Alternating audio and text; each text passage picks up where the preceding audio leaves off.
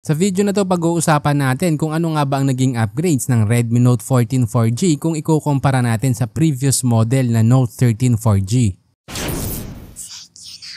Una, pag-usapan muna natin ang display. Pareho silang may 6.67-inch AMOLED, 120Hz refresh rate, 395 ppi at 1800 nits. Ibig sabihin wala tong pinagkaiba sa unang model pagdating sa quality or linaw ng display. Ang naging lamang lang ng Note 14 4G ay ang kanyang screen protector na ngayon ay mas matibay na dahil sa Gorilla Glass 5 na dating Gorilla Glass 3 lang. So pagdating sa overall display, durability lang ang naging upgrade. Pagdating naman sa power, Note 14 ang panalo dahil equipped na to ng G99 Ultra processor na may AnTuTu score na around 420K kumpara sa 359K na Snapdragon 685 ng Note 13. Mas pinalaki na din ng RAM para sa entry level na naka 8GB versus 6GB kaya mas smooth ang multitasking sa Note 14. Para sa akin malaking improvement ang ginawa nila sa chipset at RAM dahil kaya na nitong makipagsabayan sa Tecno Spark 30 Pro at Infinix Hot 50 Pro Plus para sa ganitong price category. By the way, naka-Android 14 na din to at ang kagandahan sa Redmi ay kadalasan ay umaabot ng 3 major Android upgrades kumpara sa ibang brand. Para naman sa camera, pareho silang may 108 megapixel main pero ang advantage ng Note 14 ay mas malaki na ang aperture na f1.7. Ibig sabihin mas maraming ilaw ang pumapasok kaya mas maganda ang low light shots. Sa selfie, lamang din ang Note 14 na may 20 megapixel front camera compared sa 16 megapixel ng Note 13. At FYI din na ang Note 13 last year ay nakapasok sa DxO mark na may magandang kuha ng photo para sa price category na under 10K. So ngayon malamang sa malamang na ang Note 14 ay ang papalit sa Note 13 dahil mas nagbibigay to ng quality na photo. Yun nga lang medyo nanghihinayang ako dahil tinanggal na nila ang ultra-wide na lens at pinalitan ng depth sensor. Well, para sa akin lang naman mas nagagamit ko kasi ang ultra-wide so depende na lang din sa'yo. Sa battery meron ng 5,500 mAh ang Note 14 pero ginagamit pa din ang 33 watts fast charging. At base sa test, nadagdagan lang ng 7 minutes ang charging time ng Note 14 dahil nga mas malaki na ang battery nito. Para naman sa extra features, pareho silang may IP54 rating, dual speakers, UFS 2.2 storage at 3.5mm headphone jack. Meaning wala pa rin talagang talo pagdating sa multimedia experience. Pagdating naman sa presyo, tumaas din to ng 1,000 pesos at mabibili ang 8GB RAM at 128GB sa presyong 8,999 pesos. Para sa akin yung dagdag na 1,000 pesos sa price ay sobrang sulit na dahil sa mga upgrades nito tulad ng mas matibay na Gorilla Glass 5, mas malakas na G99 Ultra processor at improved camera features. So ngayon dapat nga bang mag-upgrade ka kung naka Redmi Note 13 ka na? Again, depende na lang talaga yan sa needs mo kung mag-upgrade ka. Kung kontento ka na sa performance, okay pa rin ang Note 13. Pero kung gusto mo ng mas malakas na performance, better camera features at mas matibay na build, worth considering ang Redmi Note 14 4G. Sa improvements nito, siguradong sulit ang upgrade lalo na kung mahilig kang mag-multitasking at mag-picture. Ilalagay ko na din yung link sa description kung saan mo ito mabibili at official yan. Gumawa din kami ng FB group na smartphone tips kaya kung ayaw mong masayang ang pera mo sa pagbili ng maling smartphone, mag-join ka na at kami mismo maghahanap ng best option at price para sa'yo. By the way, ginawa ko nga pala ang TechYouKnow dahil sa dami ng smartphones na lumalabas ngayon, napakahirap nang mamili. Kaya dito sa channel kami mismo ang nagre-research para malaman kung anong device ang pinakasulit para sa budget mo. Pero para makagawa pa kami ng ganitong content, kailangan din namin ng suporta mo kaya huwag kalimutan mag-subscribe, i-like at i-share ang ating video.